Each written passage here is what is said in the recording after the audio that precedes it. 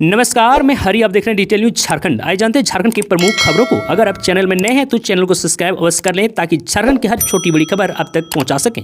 CM Hemant Soren का बड़ा ऐलान। राज्य के 24 जिलों में गरीब बच्चों के लिए स्कूल खोलेगा श्रम विभाग। दरअसल आपको बता दूं, सीएम हेमंत सोरेन ने कहा कि राज्य का श्रम विभाग अगले साल से 24 जिलों में गरीब बच्चों के लिए स्कूल खोलने का काम शुरू करेगा। आपको बता दूं, धनबाद जिले में एक सरकारी समारोह को संबोधित करते हुए सीएम हेमंत सोरेन ने यह भी कहा है कि झारखंड में मॉडल स्कूलों की संख्या वर्तमान में 80 है, इसे बढ़ाकर 5000 की जाएगी ताकि गरीब बच्चे निजी स्कूलों के छात्रों के साथ प्रतिस्पर्धा कर सके। और वहीं इस कार्यक्रम में मुख्यमंत्री ने लगभग 36,996 युवाओं को ऑफर लेटर वितरित किए हैं, जिन्हें कई राष्ट्र और बहुराष्ट्रीय कंपनियों में भर्ती किया गया था। आपको बता दूं, सीएम सोरेन ने कौशल अधिग्रहण के लिए ब्लॉक स्तरीय स्थानों के तहत प्रशिक्षण प्राप्त करने वाले युवाओं के खाते में यात्रा और बेरोजगारी भत्ता भी ट्रांसफर किए हैं। आपको बता दें, इसके अलावा सीएम ने धनबाद जिले के लिए लगभग 178.12 करोड़ रुपए की 217 परियोजनाओं का अनावरण भी किया है। और वहीं सीएम हेमंत सोरेन ने कहा, युवा श्रम विभाग के माध्यम से रोजगार पाने से पहले कई स्कूलों में अपनी शिक्षा प्राप्त करते हैं, लेकिन अब 24 जिले में श्रमावासी विद्यालय खोले जाएंगे। सीएम ने आगे कहा कि गरीब बच्चों को वहां मुफ्त में पढ़ने का मौका मिलेगा। हम अगले साल से इस परियोजना पर काम शुरू करेंगे। झारखंड के लोगों को नहीं लगेगा इलेक्ट्रिसिटी बिल का शौक। दरअसल आपको बता दूं, झारखंड राज्य विद्युत नियामक आयोग ने बिजली उपभोक्ताओं को बड़ी राहत देते हुए JVBNL की बिजली दर बढ़ाने के प्रस्ताव को ठुकरा दिया है। जी हां, झारखंड बिजली वितरण निगम लिमिटेड ने बिजली दरों में 30.89% की बढ़ोतरी का प्रस्ताव दिया था, जिसे नियामक आयोग ने ऊर्जा वितरण में समुचित सुधार नहीं होने की वजह बताते हुए नामंजूर कर दिया है। आपको बता दूं, विद्युत नियामक आयोग ने JVBNL के वित्तीय वर्ष 2022 से 2023, 2023 से 2024 और 2024 से 2025 के प्रस्ताव पर एक साथ सुनवाई करते हुए कई बिंदुओं पर बिजली उपभोक्ताओं को राहत प्रदान किया है, जिसके तहत प्रीपेड मीटरिंग पर स्विच करने वाले कंज्यूमर के एनर्जी चार्ज पर 3% की छूट होगी और प्रीपेड मीटर के इंस्टॉलेशन के 1 महीने के भीतर सिक्योरिटी डिपॉजिट JVBNL को वापस करना होगा। और वहीं झारखंड राज्य विद्युत नियामक आयोग के सदस्य टेक्निकल अतुल कुमार और सदस्य विधि महेंद्र प्रसाद ने जानकारी देते हुए कहा कि चूंकि 1 अप्रैल 2024 से राज्य में नई बिजली दर निर्धारित करते हुए इसमें वृद्धि की गई थी, ऐसे में 7 महीने के भीतर बिजली के दर में वृद्धि करना उचित नहीं प्रतीत होता है। फरवरी 2025 में एक बार फिर नए प्रस्ताव पर विचार होना है। ऐसे में आयोग ने JVBNL की बिजली दर में वृद्धि के प्रस्ताव को अस्वीकार कर दिया है। JSSC ऑफिस के बाहर जुटे काफी संख्या में अभ्यर्थी CGL परीक्षा रद्द करने की कर रहे हैं मांग। दरअसल आपको बता दूं, JSSC CGL परीक्षा रद्द करने की मांग को लेकर सोमवार को हजारों अभ्यर्थी JSSC कार्यालय के समक्ष पहुंचे। यहां आक्रोशित अभ्यर्थियों ने सरकार के खिलाफ में जमकर विरोध किया। उनका कहना है कि JSSC पेपर लीक किया गया है, लाखों रुपये लेकर JSSC CGL का सीट बेचने का भी आरोप लगाया गया है। सबका कहना है कि पैसा लेकर प्रश्न पत्र बांटा गया है। तो वही अभ्यर्थियों की मांग है कि 21-22 सितंबर को हुई JSSC CGL परीक्षा को अविलंब रद्द करना होगा, क्योंकि इस परीक्षा में पूरी तरह से धांधली हुई है। बिना CBI जांच कराए ही JSSC CGL परीक्षा की उत्तर कुंजी पत्र जारी किया गया है। सिस्टम का पूरी तरह से उल्लंघन किया गया है। परीक्षा में 2 साल का प्रश्न पत्र नहीं पूछा जाता है, इसके बाद भी इस बार की परीक्षा में वो प्रश्न पूछा गया है। सबका कहना है कि 21 सितंबर के रात को ही प्रश्न पत्र लीक किया गया था। सुबह नेट बंद कर छात्रों को बेवकूफ बनाने का काम किया गया है। तो भी नेट बंद होने से हजारों छात्र परीक्षा से वंचित रह गए हैं और नेट बंद होने की वजह से परीक्षा स्थल पर नहीं पहुंच पाए। झारखंड में बाहर से लोगों को नौकरी दी जा रही है। यह लड़ाई राजनीतिक लड़ाई नहीं है, यह 4 से 5 साल की तैयारी करने वाले छात्रों की लड़ाई है। गांधी जयंती पर आने की कल हजारीबाग से जनजाति उन्नत ग्राम अभियान लॉन्च करेंगे पीएम मोदी और परिवर्तन रैली को भी संबोधित करेंगे। आपको बता दूं कि राष्ट्रपिता महात्मा गांधी की जयंती पर प्रधानमंत्री नरेंद्र मोदी झारखंड में रहेंगे। वह हजारीबाग की धरती से प्रधानमंत्री जनजाति उन्नत ग्राम अभियान को लॉन्च करेंगे। इसके अलावा वह झारखंड में भाजपा की ओर से निकाली जा रही परिवर्तन यात्रा का समापन रैली को भी संबोधित करेंगे। आपको बता दूं कि 17 दिन के अंतराल में पीएम नरेंद्र मोदी दूसरी बार झारखंड आ रहे हैं। इसके पहले 15 सितंबर को उन्होंने जमशेदपुर से 6 वंदे भारत एक्सप्रेस ट्रेनों को हरी झंडी दिखाई थी और बाद में शहर के गोपाल मैदान में भारतीय जनता पार्टी की ओर से आयोजित विशाल रैली को संबोधित किया था।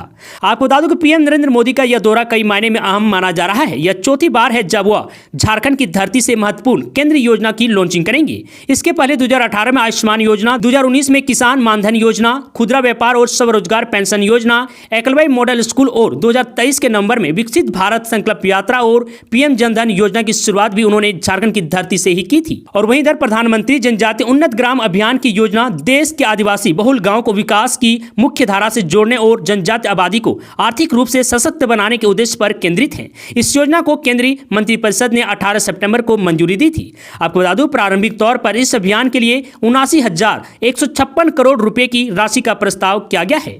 यह योजना 30 राज्यों और केंद्र शासित प्रदेशों की 549 जिलों की 2,740 ब्लॉक के अंतर्गत आने वाली करीब 63,000 आदिवासी बहुल गांवों को कवर करेगी और 5 करोड़ से अधिक जनजातीय आबादी लाभान्वित होंगे।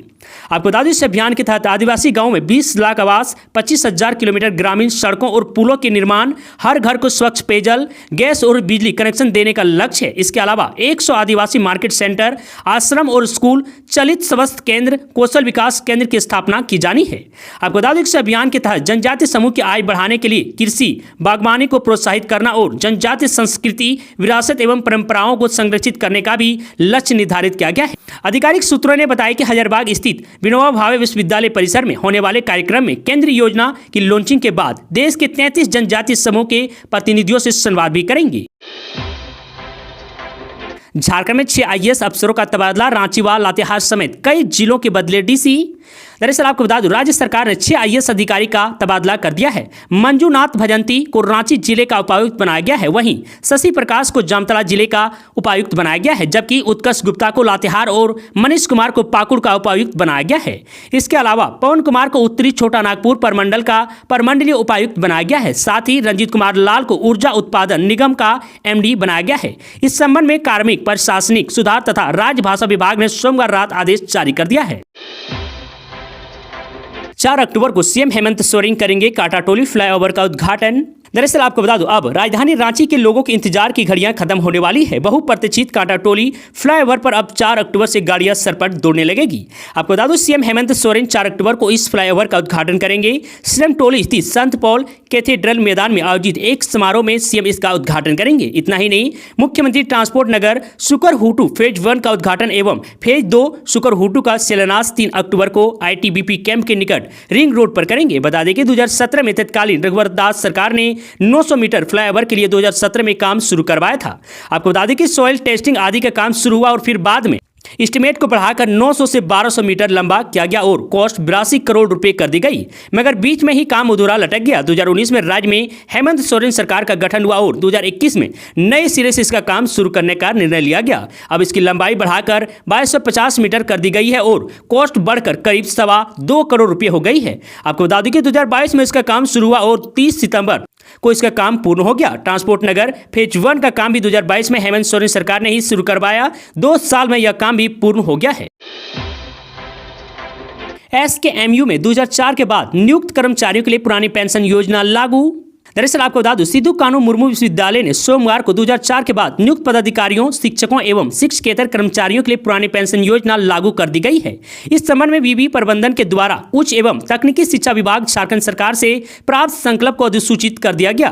कुलपति प्रोफेसर विमल प्रसाद सिंह के निर्देश पर विश्वविद्यालय के कुल सचिव डॉक्टर राजीव कुमार द्वारा सोमवार को इस संबंध में अधिसूचना जारी कर दी गई है। इसी के साथ अब SKMU में 2004 के बाद नियुक्त सभी कर्मचारियों को पुरानी पेंशन योजना का लाभ मिलने लगेगा। बता दें कि झारखंड सरकार के मंत्रिपरिषद द्वारा 7 अगस्त 2024 को विश्वविद्यालय कर्मचारियों के लिए पुरानी पेंशन योजना लागू करने का निर्णय लिया गया था। इसके बाद 2 सितंबर को उच्च एवं तकनीकी शिक्षा विभाग रांची द्वारा उक्त संकल्प सभी विश्वविद्यालय को भेज दिया गया था। बेरमो की 9,231 कर्मियों को मिलेगा बोनस।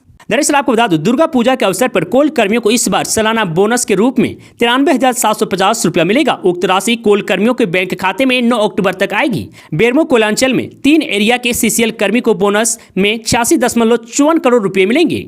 तो वहीं आपको बता दूं, CCL कर्मी को बोनस राशि का भुगतान होते ही बेरमो का बाजार गुलजार होगा। इसके अलावा DVC और SCRU कर्मियों को भी दुर्गा पूजा के अवसर पर बोनस मिलेगा। कोलांचल के बाजार को CCL कर्मियों के बोनस का बेसब्री से इंतजार रहता है। बोनस राशि मिलने के बाद ही CCL कर्मी दुर्गा पूजा की खरीदारी करेंगे। पूजा के कुछ दिन पहले ही बाजार में खरीदारी की भीड़ बढ़ेगी, जो पंचमी, सप्तमी, अष्टमी व नवमी तक रहेगी।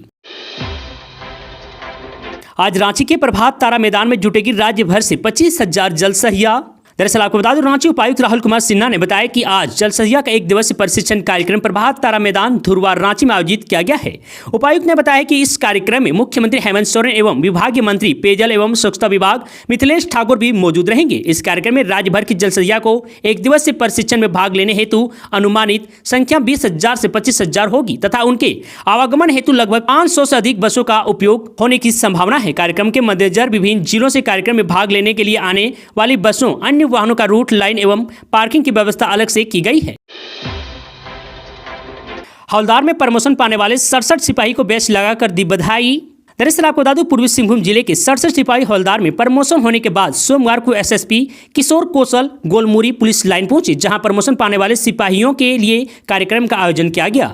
आपको बता दूं, एसएसपी किशोर कौशल ने सिपाही से हवलदार में प्रमोशन पाने वाले 67 पुलिसकर्मियों को बैच लगाकर उन्हें बधाई दी। सिटी एसपी ग्रामीण एसपी ऋषभ गर्ग ने भी कुछ हवलदार को बैच प्रदान की बधाई दी। आपको बता दूं, एसएसपी ने कहा कि इस बात का ध्यान रखना बेहद जरूरी है कि प्रमोशन मिलने के साथ ही जिम्मेदारी भी बढ़ जाती है। सभी अपने कर्तव्य का बेहतर तरीके से पालन करें और ईमानदारी से नौकरी करें। एसएसपी ने सभी हवलदारों को उनके आगे की नौकरी के लिए शुभकामनाएं भी दी। मौके पर सार्जेंट मेजर एवं पुलिस एसोसिएशन के सदस्य उपस्थित रहे। झारखंड में बड़ा हादसा, फिर पटरी से उतरी मालगाड़ी, फंस गई कई ट्रेनें। दरअसल आपको बता दूं, झारखंड में एक और मालगाड़ी बेपटरी हो गई। जानकारी के मुताबिक चकतपुर रेल मंडल में सरायकेला खारसवा की चांडिल क्रॉसिंग पर मालगाड़ी बेपटरी हो गई थी। सुरक्षा के लिहाजा से चांडिल से होकर गुजरने वाली ट्रेनों का परिचालन फिलहाल बंद कर दिया गया है। बता दें कि 26 सितंबर को भी एक मालगाड़ी तुपकाटी रेलवे स्टेशन के पास बेपटरी हो गई थी। जानकारी के मुताबिक सोमवार को सरायकेला खारसवा की चांडिल क्रॉसिंग पर मालगाड़ी बेपटरी होने से रेल पटरी कई जगहों पर उखड़ गई थी। वहीं प्रत्यक्षदर्शियों ने बताया कि घटना के बाद लोहे की पटरी कुछ दूर तक ऊपर उठ गई थी। इस घटना के बाद सीकली कॉलेज मोड़ के ग्रामीणों का आवागमन पूरी तरह से प्रभावित हो गया था। राहुल नादान बच्चा है, खुद को फैंटम समझते हैं। रांची में असम के सीएम हेमंता बिस्वा शर्मा के विवादित बोल। दरअसल आपको बता दूं, बीजेपी के फायर ब्रांड नेता और असम के मुख्यमंत्री हेमंता बिस्वा शर्मा ने राहुल गांधी को लेकर विवादित बयान दिया है। सोमवार को झारखंड की राजधानी रांची पहुंचे सीएम शर्मा ने कहा कि राहुल गांधी एक नादान बच्चा है, वह अपने आप को फैंटम समझते हैं, उन्हें घर पर बैठकर कार्टून देखना चाहिए। इसके साथ साथ हिजबुल्लाह चीफ हसन नसरल्लाह की मौत पर जम्मू कश्मीर में हुए प्रदर्शन पर भी तीखी टिप्पणी की है।